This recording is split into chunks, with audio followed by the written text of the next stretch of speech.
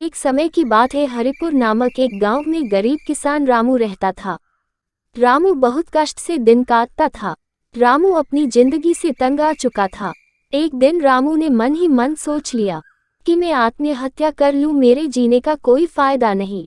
ये बोल रामू जंगल की तरफ चल पड़ता है। जंगल में पहुंचते ही रामू को एक नदी दिखाई देते है और नदी के किनारे जाके कहता है, क्यों ना मैं इस नदी में ही डूब जाऊं। बोल के जैसे ही नदी में डुबोने जाता है, नदी का पानी अचानक से सूख जाता है। नदी का पानी अचानक से सूख जाने से रामू घबरा जाता है और बोलता है, शायद मेरे किस्मत में मरना भी नहीं लिखा है, लेकिन मैंने तो आज ठान लिया है कि मेरा जीवन में आज समाप्त कर लूंगा। ऐसा बोल के रामू दूसरा मरने की उपाय खोज रहा होता है। तभी उसने एक पेड़ पर रस्सी झूला कर फांसी लेने का ठान लिया। जैसे ही रामू ने पेड़ के एक डाल पर रस्सी झुलाकर फांसी लेने की कोशिश किया, तभी यो डाल पेड़ से टूटकर जमीन पर गिर गया।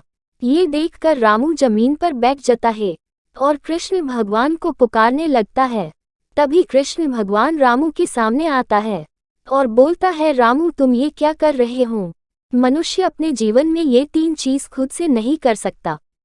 पहला मरण, दूसरा पानी, तीसरा धर्म, ये सब हमारे हाथ में है। अगर कोई मनुष्य लाख कोशिश कर ले तो भी ये 3 चीज खुद नहीं कर सकता। ये बात सुनकर रामू बोलता है, प्रभु तो मैं क्या करूं, मेरे पास तो एक टूटा हुई घर के सिवा कुछ भी नहीं है, इसलिए मैं जीना नहीं चाहता। ये सब सुनकर कृष्ण ने रामू को एक मयूर पंख दिया और बोला, जाओ तुम इस पंख लो और जो चाहो मांग लो, मगर एक बात याद रखना, जिस दिन तुम्हारे मन में लव और अहंकार आ जाएगा, उस दिन तुम्हारा धन दौलत मिट्टी में